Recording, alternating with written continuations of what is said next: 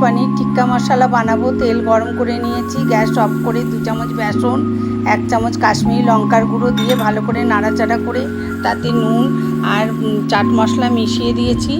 হ্যাঁ, এরপরে আপনার পেঁয়াজ ক্যাপসিকাম পনির ভালো করে মিশিয়ে আমি দই দিতে ভুলে গেছিলাম, দই লেবু দিয়ে ম্যারিনেট করে রেখে দিয়েছিলাম আধ ঘন্টা। এরপর শিকের মধ্যে গেঁথে আমি এগুলোকে তান্দুর করলাম।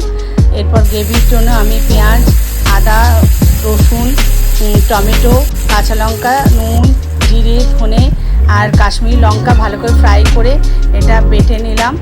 এরপরে আপনার তেলের মধ্যে এলাচ ফোড়ন দিলাম, বাটা মশলা দিলাম। মশলাটা ভালো করে নাড়াচাড়া করে আমি এর সাথে চিনি 1 চামচ চিনি দিলাম।